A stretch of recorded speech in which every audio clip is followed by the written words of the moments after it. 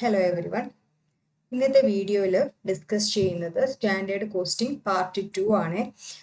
ബജറ്റും അതുമായിട്ട് റിലേറ്റഡ് ആയിട്ടുള്ള പ്രോബ്ലംസുമാണ്. തിയറട്ടിക്കൽ പോർഷനും അതിൻ്റെ പ്രോബ്ലം പോർഷനുമാണ് ഇന്നത്തെ വീഡിയോയിൽ ഡിസ്കസ് ചെയ്യുന്നത്. So what is budget? May be ചോദിക്കാം എന്താ ബജറ്റ് എന്നുള്ള. ബജറ്റ് എന്ന് പറഞ്ഞിട്ടുണ്ടെങ്കിൽ ഒരു ഫ്യൂച്ചറിൽ വരുന്ന വരവ് ചെലവ് കണക്കുകൾ മുൻകൂട്ടി എഴുതി തയ്യാറാക്കപ്പെട്ട ഒരു രേഖയാണ് എന്ത് പറയുന്നത്, ബജറ്റ് എന്ന് പറയുന്നത്. It's A predetermined detailed plan of action developed and distributed as A guide.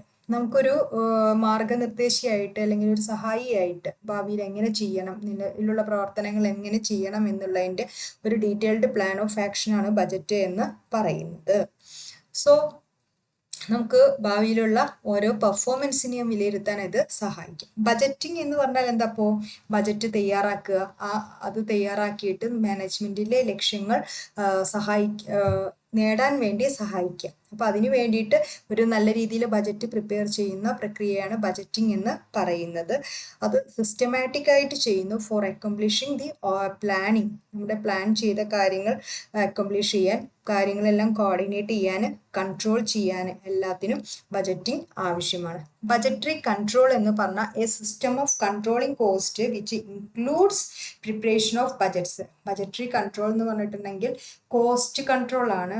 അതായത് ബജറ്റ് വെച്ചുകൊണ്ട് ചെലവ് ചുരുക്കുന്ന പരിപാടിയാണ് ബജറ്ററി കൺട്രോൾ എന്ന് പറയുന്നത്.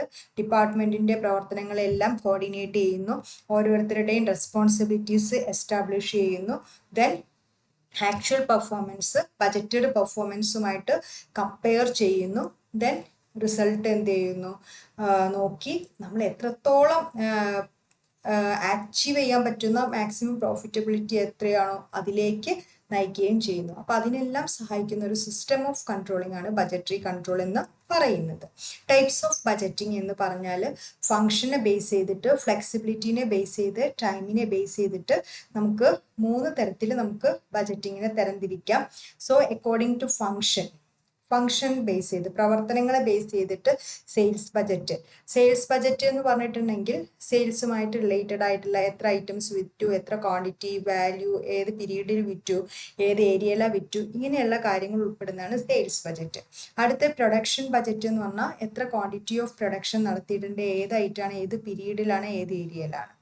ദെൻ കോസ്റ്റ് ഓഫ് പ്രൊഡക്ഷൻ എന്ന് പറഞ്ഞിട്ടുണ്ടെങ്കിൽ നമ്മുടെ കോസ്റ്റ് ഓഫ് പ്രൊഡക്ഷൻ എന്ന് പറഞ്ഞാൽ ഉൽപാദന ചെലവ്, അത് ഫോർകാസ്റ്റ് ചെയ്യാൻ വേണ്ടിയിട്ട് ചെയ്യുന്ന ബജറ്റിനെയാണ് കോസ്റ്റ് ഓഫ് പ്രൊഡക്ഷൻ ബജറ്റ് എന്ന് പറയുന്നത്.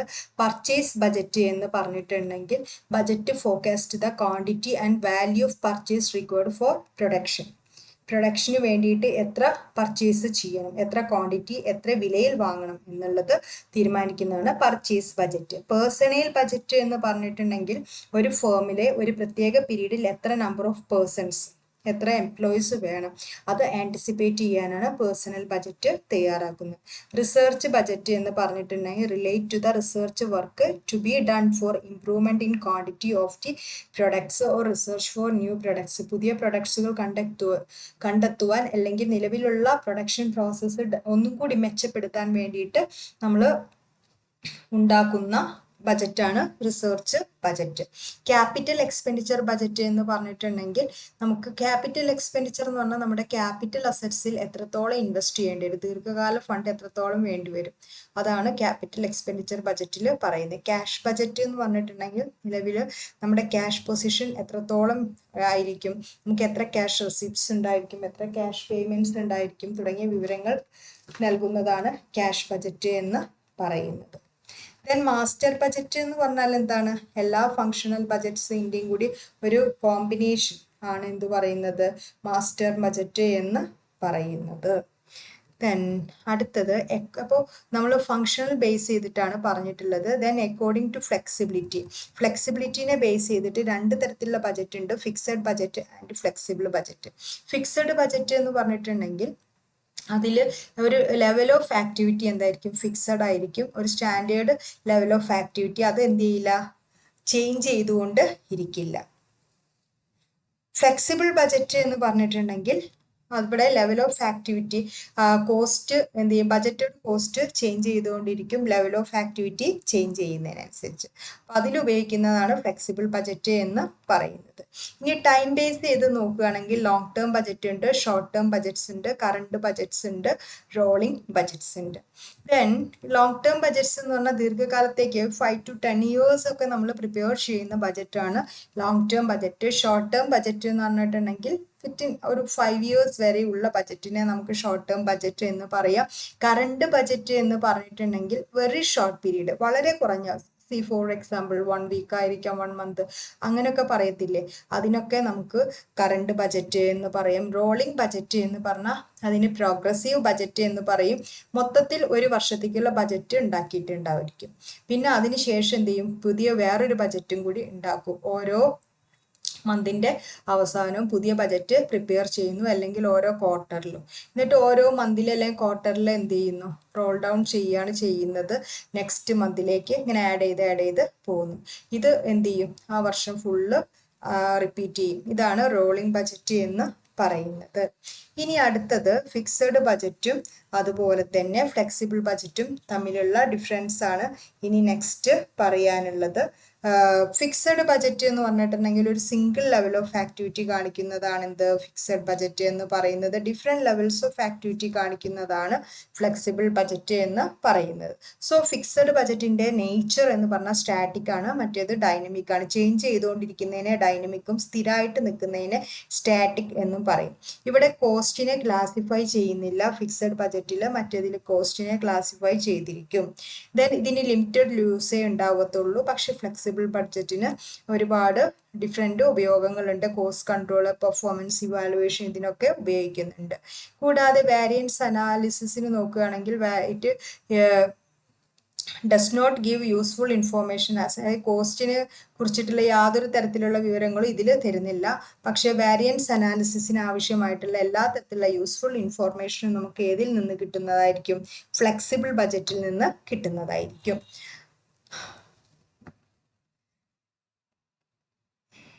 പിന്നെ അടുത്തത് നമുക്ക് ക്വസ്റ്റ്യൻസ് ചെയ്യാനാണ് കേട്ടോ. ഞാൻ പറഞ്ഞു തരാം, ഞാനതങ്ങ് കോപ്പി പേസ്റ്റ് ചെയ്തിട്ടതാണ്. എങ്ങനെയത് ചെയ്യുക എന്നുള്ളതിൻ്റെ ഒരു മെത്തേഡ് ഞാൻ പറഞ്ഞുതരാം. ഒരു ക്വസ്റ്റ്യൻ ആണ്, you are required to prepare sales ബജറ്റും പ്രൊഡക്ഷൻ ബജറ്റും തയ്യാറാക്കാനാണ് പറഞ്ഞിട്ടുള്ളത്. First quarter of 2003, 2003 first quarter എന്ന് പറഞ്ഞാൽ ഏതൊക്കെയാ, ജനുവരി, ഫെബ്രുവരി, മാർച്ച്, ആദ്യത്തെ 3 മാസത്തെയാണ് നമ്മൾ എന്ത് പറയുന്നത്, ഫസ്റ്റ് ക്വാർട്ടർ. അപ്പോൾ ആ മാസങ്ങളിലെ സെയിൽസ് ബജറ്റും ഉണ്ടാക്കണം, പ്രൊഡക്ഷൻ ബജറ്റും ഉണ്ടാക്കണം. ഇനി നോക്കൂ, എത്ര പ്രൊഡക്ട്സുകളുണ്ട്, എക്സ് ഉണ്ട്, വൈ ഉണ്ട്, സെഡ് ഉണ്ട്, 3 തരത്തിലുള്ള പ്രൊഡക്ട്സ് ഉണ്ട്. ഇനി സെയിൽസ് യൂണിറ്റ്സിലാണ് തന്നിട്ടുള്ളത്. ജനുവരിയിൽ ഞാൻ എക്സിൻ്റെ കാര്യം മാത്രം ആദ്യം പറയാട്ടോ, പിന്നെ വൈയും സെഡും അങ്ങനെ അതുപോലെ അങ്ങനെ ഓർത്താൽ മതി. അപ്പോൾ ജനുവരിയിൽ പ്രൊഡക്റ്റ് എക്സിന് 50,000 യൂണിറ്റ് ആണ് വിൽക്കാൻ ഉദ്ദേശിച്ചിട്ടുള്ളത്. ഫെബ്രുവരിയിലോ 40,000 units, മാർച്ചിലോ 60,000 units.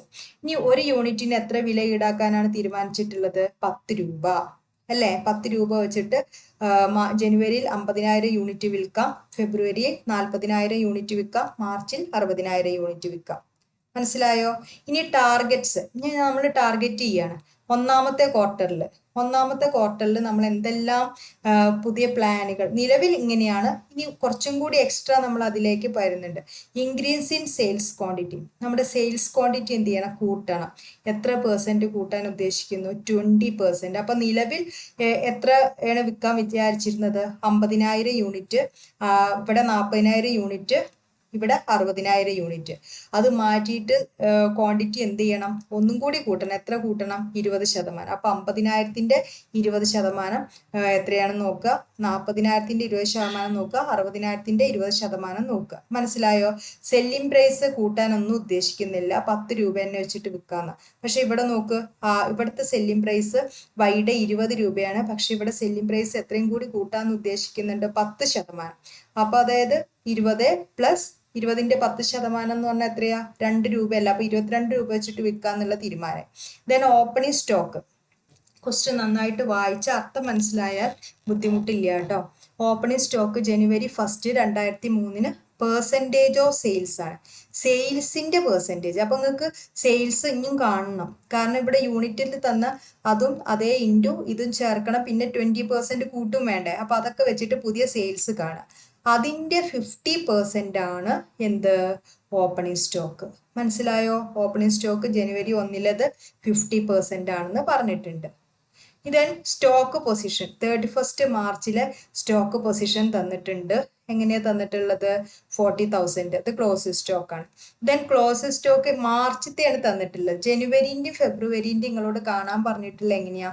Percentage of subsequent month sale. എന്ത് സബ്സിക്വന്റ് എന്ന് പറഞ്ഞാല്, ഇപ്പോൾ ജനുവരിയുടെ സബ്സിക്വന്റ് മന്ത് ഏതാ? ഫെബ്രുവരി. അപ്പോൾ ജനുവരിയുടെ ക്ലോസ് സ്റ്റോക്ക് നിങ്ങൾ എങ്ങനെ കാണുക? ജനുവരിയുടെ ക്ലോസ് സ്റ്റോക്ക് എങ്ങനെ കാണുക? ഫെബ്രുവരിയുടെ സെയിൽസ് എടുക്കുക, അതിന്റെ പെർസെൻറ്റേജ്. എത്ര പെർസെൻറ്റേജ്? 50%. ഇനി ഫെബ്രുവരിയുടെ കാണാൻ നിങ്ങൾ എന്ത് ചെയ്യേണ്ടി വരും? അതിന്റെ സബ്സിക്വന്റ് മന്ത് മാർച്ച്. മാർച്ചിലെ സെയിൽസ് എടുത്തിട്ട് അതിന്റെ എത്ര ശതമാനം കാണണം? 50%.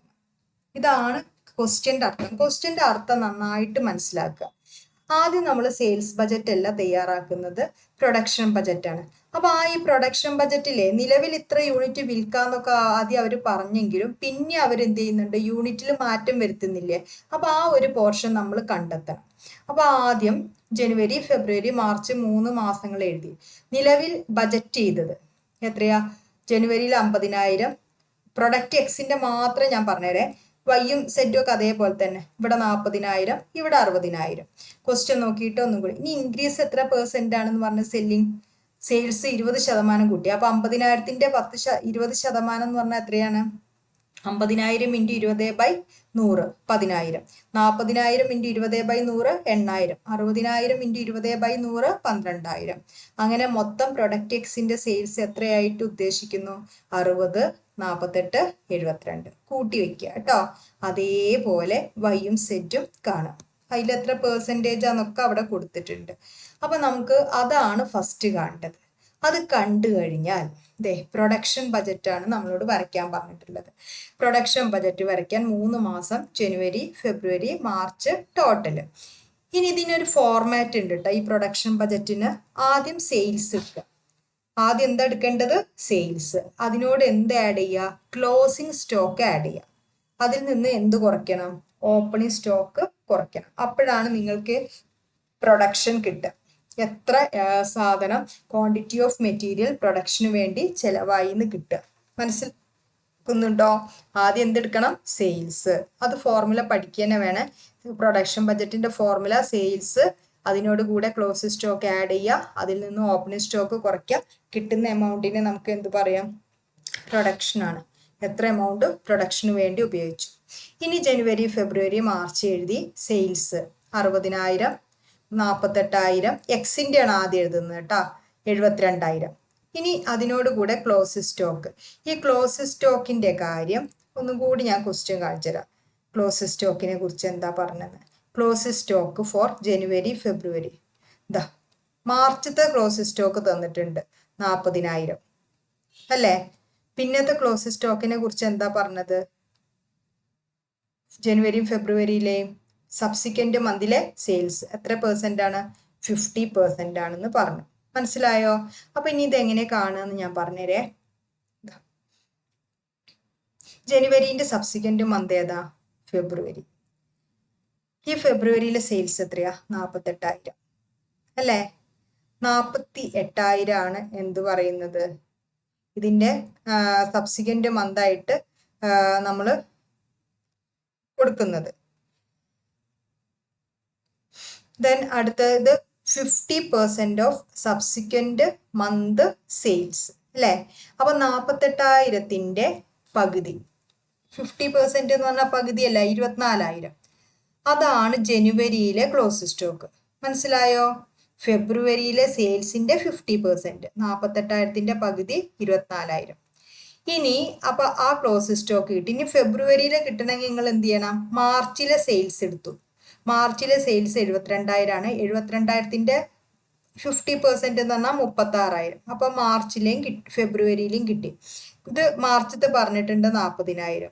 ഇനി ക്ലോസ് സ്റ്റോക്ക് എന്ന് പറഞ്ഞാൽ ലാസ്റ്റ് എമൗണ്ട് അല്ല എഴുതുക. ക്ലോസ് സ്റ്റോക്ക് ഇതെല്ലാം കൂടി കൂട്ടി എഴുതരുത്. ക്ലോസ് സ്റ്റോക്ക് പറയുമ്പോൾ ലാസ്റ്റിലെ എമൗണ്ട് മാത്രം എഴുതുക, ബാക്കിയൊക്കെ ടോട്ടൽ ചെയ്തിടുക. ഇനി അതിൽ നിന്ന് ഓപ്പണിംഗ് സ്റ്റോക്ക് കുറയ്ക്കണം. ഓപ്പണിംഗ് സ്റ്റോക്കിന്റെ കാര്യം ഇവർ പറഞ്ഞ 50% ഓഫ് സെയിൽസ് എന്നാ. ഏത് സെയിൽസ്? അതാത് മാസത്തിലെ. അപ്പൊ 60ന്റെ പകുതി 50% എന്ന് പറഞ്ഞാൽ 30, 48ന്റെ പകുതി 24, 72ന്റെ 50% 36. അത് കുറച്ചു.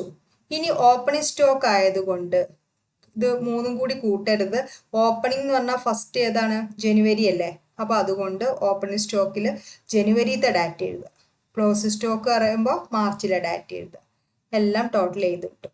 മനസ്സിലായോ? ഇങ്ങനെയാണ് പ്രൊഡക്റ്റ് എക്സ്. അതേപോലെ പ്രൊഡക്റ്റ് വൈയും ചെയ്യാം, പ്രൊഡക്റ്റ് സെറ്റും ചെയ്യാം. ഇനി അടുത്തത് പറയാനുള്ളത് ഫ്ലെക്സിബിൾ ബജറ്റ് ആണ്. ഫ്ലെക്സിബിൾ ബജറ്റ് തയ്യാറാക്കാൻ the expenses for the production of 5000 units.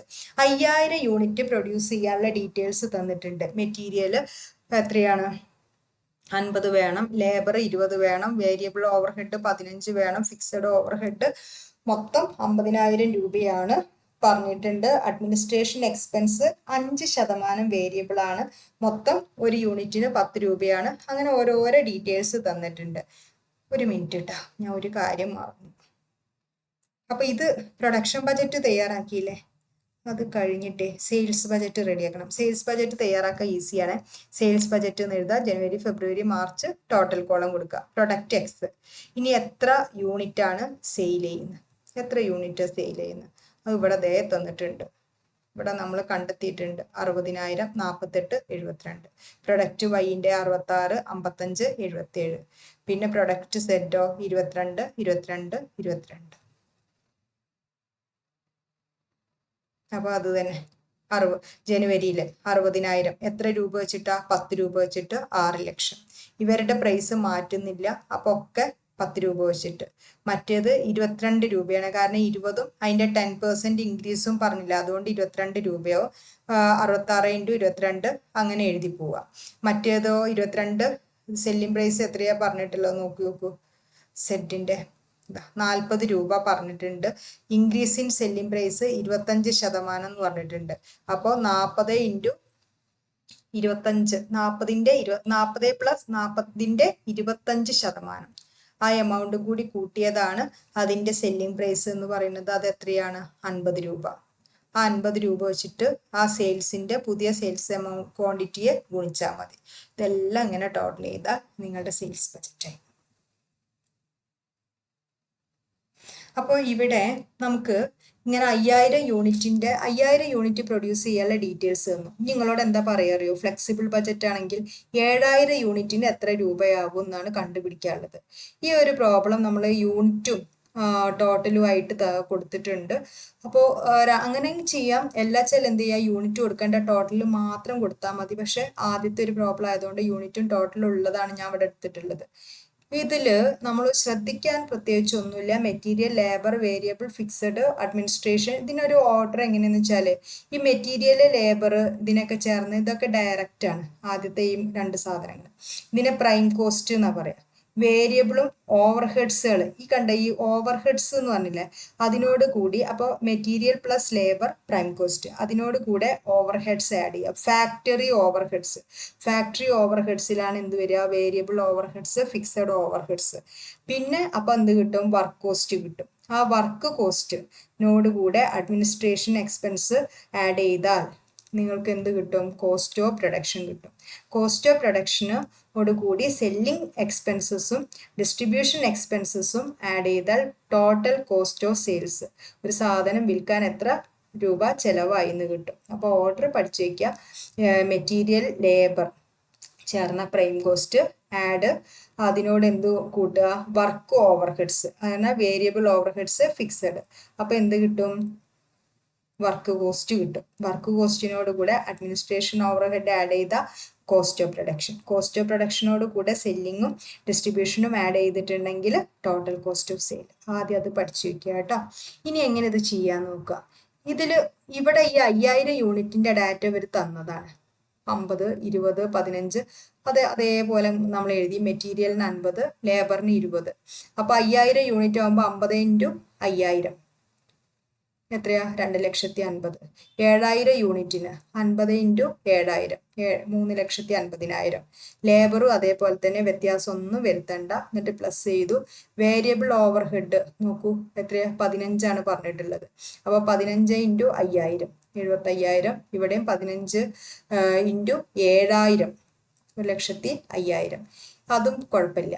Fixed over head എത്രയാണ് 50,000 രൂപയാണെന്ന് പറഞ്ഞിട്ടുണ്ട്.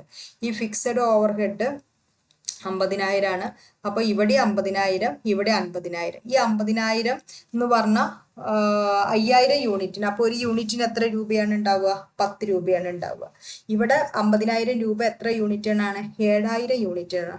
അപ്പോൾ 50,000 ഡിവൈഡഡ് ബൈ 7,000 7.14 കിട്ടും. അങ്ങനെ വർക്ക് കോസ്റ്റ് കിട്ടിക്കഴിഞ്ഞു.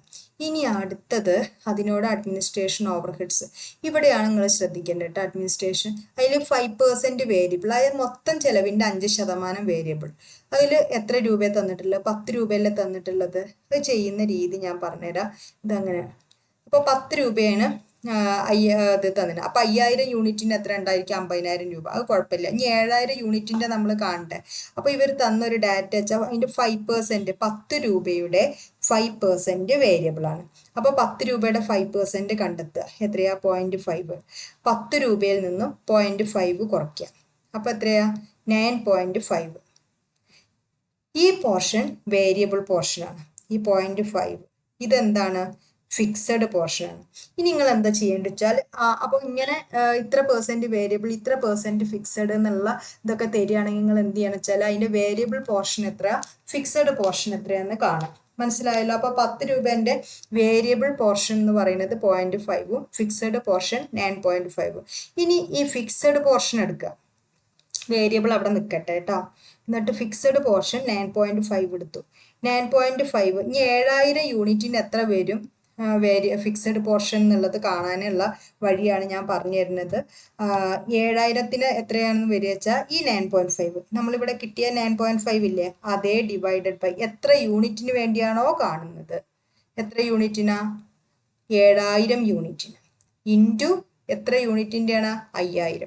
അപ്പം 9.5 ഡിവൈഡഡ് ബൈ 7,000 ഇൻറ്റു 5,000.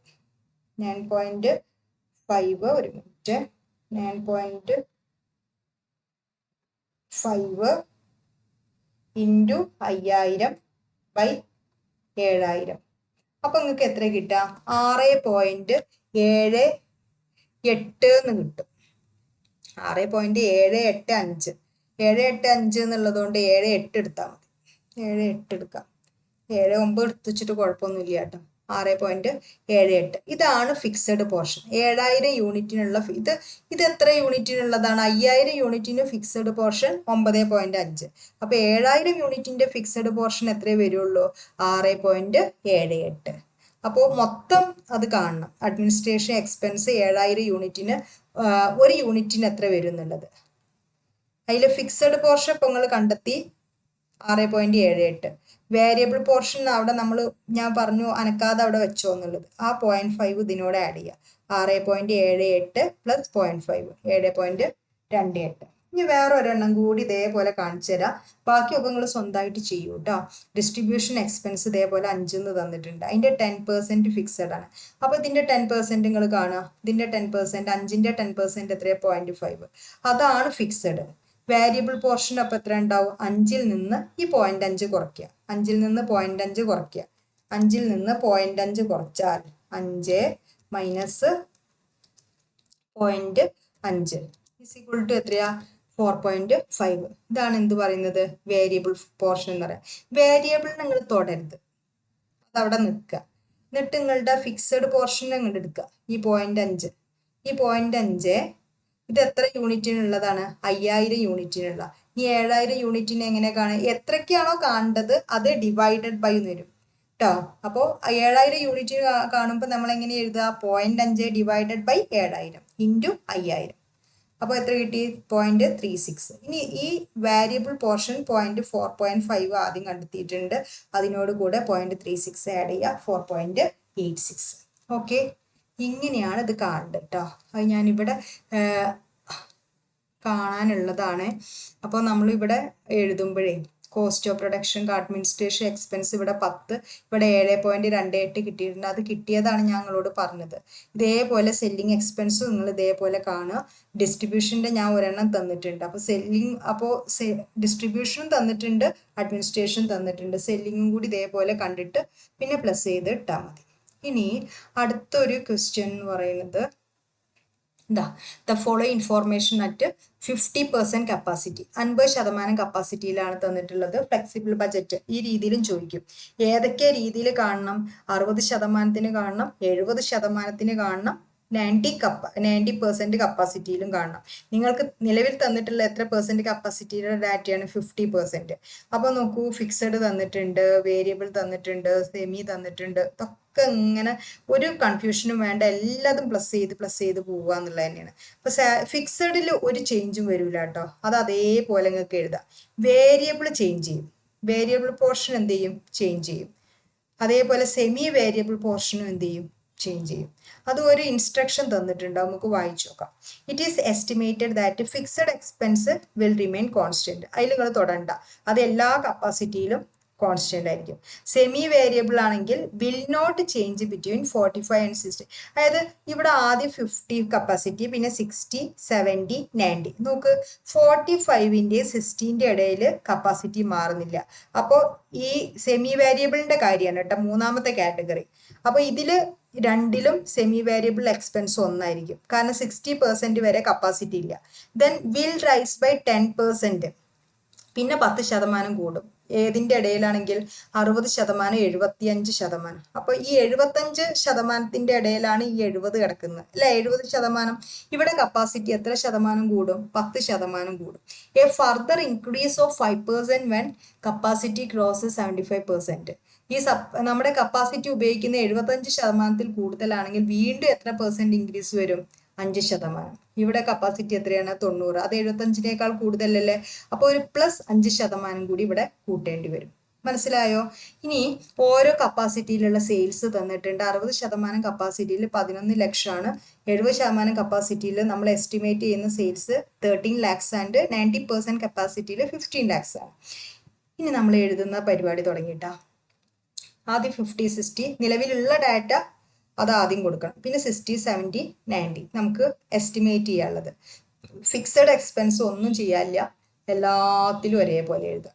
ഇനി വേരിയബിൾ എക്സ്പെൻസ്, അതിൽ 2 എണ്ണം ഞാൻ അവിടെ കൊടുത്തിട്ടുണ്ടാവും കേട്ടോ. വേരിയബിൾ എക്സ്പെൻസ് ഇപ്പം മെറ്റീരിയൽ 50% കപ്പാസിറ്റിയിൽ ഇവർ 2 ലക്ഷമാണ് തന്നത്. ഇനി അത് 60% കപ്പാസിറ്റിയിൽ എങ്ങനെയൊക്കെയാണ് വേരിയബിൾ? 2 ലക്ഷം ഇൻറ്റു എത്ര കപ്പാസിറ്റിക്കാണ് നമ്മൾ കാണേണ്ടത്? 60% കപ്പാസിറ്റിക്ക് ഇൻറ്റു 60 ഡിവൈഡഡ് ബൈ എത്രയാണ്? 50. അങ്ങനെ ചെയ്താൽ മതി. ഇനി അതെന്താ വെച്ചാൽ ഈ 60%, 50% എന്ന് പറയുമ്പോൾ റെസിപ്രോക്കൽ കൊണ്ട് ഗുണിക്കുക എന്ന് പറയില്ലേ, ആ രീതിയിലായിട്ടാണ് അത് 60 ഡിവൈഡഡ് ബൈ 50 വരുന്നത് കേട്ടോ. ഇനി 70%ൻ്റെ എങ്ങനെയാണ് കാണുന്നത്? 2 ലക്ഷം, ഇതേ 2 ലക്ഷം ഇൻറ്റു 70 കപ്പാസിറ്റി ഡിവൈഡഡ് ബൈ 50. ഇവിടെ 90% ആണെങ്കിൽ 2 lakhs ഇൻറ്റു 90 ഡിവൈഡഡ് ബൈ 50. ഈ രീതിയിൽ കാണണം. ഈ മെറ്റീരിയൽ കണ്ട അതേപോലെ തന്നെ എന്ത് ചെയ്യുക? ഈ ലേബറിൻ്റെയും അതേഴ്സിൻ്റെയും കണ്ടിട്ട് ഈ ഭാഗത്ത് 60-ലും 70-ലും 90-ലും എഴുതുക. ഇനി സെമി വേരിയബിളിനെ കുറിച്ച് ഇവർ പറഞ്ഞത് നോക്കൂ. ആദ്യത്തെ ഇതിൽ രണ്ടിലും ഒരേപോലെയാണ്, വ്യത്യാസമില്ല. അടുത്തതിൽ 10% ഇൻക്രീസ്. അപ്പോൾ ഈ 1 lakhൻ്റെ 10% എന്ന് പറഞ്ഞാൽ എത്രയാണ്? 10,000 ആണോ? 1 lakhൻ്റെ 10% എന്ന് പറഞ്ഞാൽ ഒരു 0 അങ്ങോട്ട് കട്ട് ചെയ്താൽ മതി അല്ലേ. അപ്പോൾ 1,10,000 പ്ലസ് ഒരു 5% ഇൻക്രീസ്. 1,10,000 ഇവിടെ വന്നു. 10,000 അല്ലേ എന്താ പറയുക 10% ഇൻക്രീസ് എന്ന് പറഞ്ഞിട്ടുണ്ടെങ്കിൽ, ഇപ്പോൾ 1 lakhൻ്റെ 10% എന്ന് പറഞ്ഞാൽ 10,000. അത് 10% ഇൻക്രീസ് ആണെങ്കിൽ അപ്പോൾ അതിൻ്റെ 5% എന്ന് പറഞ്ഞാൽ എത്രയാ? 10,000 ആണ് 10% എന്ന് പറഞ്ഞാൽ. അപ്പോൾ 5% എന്ന് പറഞ്ഞാൽ എത്രയായിരിക്കും? 5,000 ആയിരിക്കും. അപ്പോൾ 1,10,000 പ്ലസ് 5,000 എന്ന് പറഞ്ഞാൽ എത്രയാ? 1,15,000. മനസ്സിലായോ? ഇനി ഇവിടെ നോക്കൂ, ഇവിടെ 1,50,000, ഇവിടെയും മാറ്റില്ല, കാരണം ഇവിടെ കപ്പാസിറ്റി മാറും. ഇവിടെ ഇനി 10% ഇൻക്രീസ് എന്ന് പറഞ്ഞാൽ 1,50,000ൻ്റെ 10% എന്ന് പറഞ്ഞാൽ ഒരു 0 കട്ട് ചെയ്യുക, അപ്പോൾ 15,000 രൂപ കിട്ടും. അപ്പോൾ 1,50,000 പ്ലസ് 15,000 1,65,000. ഓക്കെ, കറക്റ്റ് അല്ലേ? ഇനി നോക്കിക്കോ, ഈ 10% എന്ന് പറഞ്ഞാൽ 15,000, 5% എന്ന് പറഞ്ഞാൽ അതിന്റെ പകുതിയല്ലേ, 15,000ന്റെ ഹാഫ് എന്ന് പറഞ്ഞാൽ എത്രയാ, 7,500 അല്ലേ. അപ്പോൾ ഈ 1,65,000 കൂടെ പ്ലസ് എന്തും കൂടി ചേർക്കുക, 7,500 കൂടി ചേർക്കുക. അതേപോലെ ഇവിടെ 90. ഇനി ഇതിന്റെ 10% എന്ന് പറഞ്ഞാൽ എത്രയാണ്, 9,000. അപ്പോൾ ഇവിടെ എത്ര കിട്ടി, 90,000 ഇൻറ്റു 90,000 പ്ലസ് 99. ഇനി ഒരു 10% എന്ന് പറഞ്ഞാൽ 9,000. അതിന്റെ ഹാഫ് 5% എന്ന് പറഞ്ഞാൽ എത്രയാണ്, 9,000ന്റെ ഹാഫ് എത്രയാ, 4,500. അപ്പൊ ഈ 99നോട് കൂടെ 4,500 എന്തിനാ ആഡ് ചെയ്യുന്ന, ഒരു 5% ഇൻക്രീസ് ഉണ്ടെന്ന് പറഞ്ഞില്ലേ, അത്. ഇനി ഇതൊക്കെ അങ്ങോട്ട് ടോട്ടൽ ചെയ്യുക. ഇനി അപ്പോൾ ടോട്ടൽ കോസ്റ്റ് കിട്ടി, മൊത്തം ചെലവ് കിട്ടി. സെയിൽസ് ഇവർ നമുക്ക് തന്നിട്ടുണ്ട്, ഓരോ കപ്പാസിറ്റിയിൽ ഇത്രയാണ് സെയിൽസ് എന്ന് പറഞ്ഞിട്ട്. അപ്പോൾ ലാഭമാണോ നഷ്ടമാണോ എന്നാണ് നമ്മൾ കണ്ടെത്തേണ്ടത്. കോസ്റ്റ് നമുക്കറിയാം, കണ്ടെത്തി കഴിഞ്ഞു, പ്ലസ് ചെയ്തു. ദെൻ സെയിൽസ് നമുക്ക് തന്നിട്ടുണ്ട് 11 lakhs, 13 lakhs, 15 lakhs. ഇനി ഇത് തമ്മിൽ നമുക്ക് ചെലവ് എത്ര വന്നു, 11,48,000. പക്ഷെ നമുക്ക് എത്ര രൂപയുടെ സെയിൽസ് ഉണ്ടായിട്ടുള്ളൂ, 11 ലക്ഷത്തിന്റെ. അപ്പൊ ലാഭമാണോ നഷ്ടം ഉണ്ടാവുക, നഷ്ടല്ലേ, 48,000 രൂപ. ഇവിടെ 12,80,000ന്റെ ചെലവുണ്ട്, നമുക്ക് വിൽക്കാനുള്ള ചെലവ്. നമുക്ക് 13 lakhsന്റെ സെയിൽസ് ഉണ്ടായിട്ടുണ്ട്. അപ്പോൾ പോസിറ്റീവ് ഫിഗറാ വരിക 20,000. ഓക്കെ, ഇങ്ങനെയാണ് ഇത് ചെയ്യുന്നത്. എല്ലാവരും ചാനൽ സബ്സ്ക്രൈബ് ചെയ്യുക, ഡൗട്ട്സ് കാര്യങ്ങളെല്ലാം ക്ലിയർ ചെയ്യുക. പ്രീവിയസ് ഇയർ ഒരു ക്വസ്റ്റ്യൻ പേപ്പർ കഴിഞ്ഞ വർഷത്തെ 2023 അപ്ലോഡ് ചെയ്യുന്നതാണ്. ബികോമിൻ്റെ അപ്ലോഡ് ചെയ്തുകൊണ്ടിരിക്കുകയാണ്. അപ്പോൾ അതിൻ്റെ ഒരു തിരക്കിലാണ്. സോ എത്രയും പെട്ടെന്ന് നിങ്ങൾക്ക് എന്ത് ചെയ്യാം, ഇതിൻ്റെ previous year question paper upload ചെയ്യുന്നതായിരിക്കും. എല്ലാവരും ചാനൽ സബ്സ്ക്രൈബ് ചെയ്യുക, കമൻറ്റ് ചെയ്യുക, ലൈക്ക് ചെയ്യുക. താങ്ക്